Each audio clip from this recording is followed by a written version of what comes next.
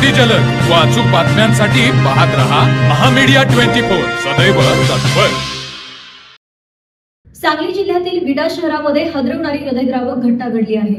सावरकरनगर भागातील जय हनुमान स्टील या भांड्याच्या दुकानाला लागलेल्या भीषण आगीमध्ये जोशी कुटुंबातील चौघांचा मृत्यू झाला आहे।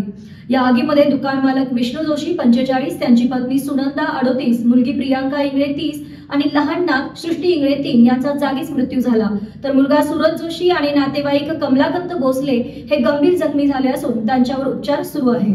सांगली जिल्ह्यातील विटा शहरामध्ये हादरवणारी घटना घडली आहे। सावरकरनगर भागातील जय हनुमान स्टील या भांड्याच्या दुकानाला लागलेल्या भीषण आगीत एका संपूर्ण कुटुंबावर काळाने झडप घातली।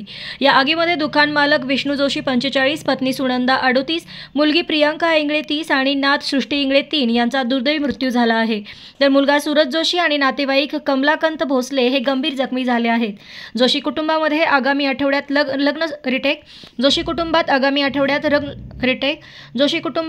आठवड्यात लग्न सोहळ्याची तयारी सुरू असतानाच हा काळीच पिळवटून टाकणारा प्रकार घडला। अचानक लागलेल्या आगीने काही क्षणातच रौद्ररूप धारण केले। तातडीने अग्निशमन दलाच्या 6 ते 7 गाड्या घटनास्थळी दाखल झाल्या। नागरिकांच्या मदतीने आग विझवण्याचे आणि अडकलेल्या लोकांना बाहेर काढण्याचे प्रयत्न सुरू झाले। आमदार सुहास बाबर आणि ॲडव्होकेट वैभव पाटील यांनी घटनास्थळी धाव घेतली। प्राथमिक माहितीनुसार आग शॉर्ट सर्किटमुळे लागल्याचा अंदाज वर्तवण्यात आला आहे।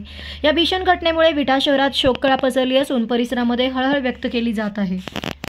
तर मग चला सबस्क्राइब करायला विसरू नका महामीडिया 24 न्यूज चॅनलला। महामीडिया 24 सदैव तत्पर।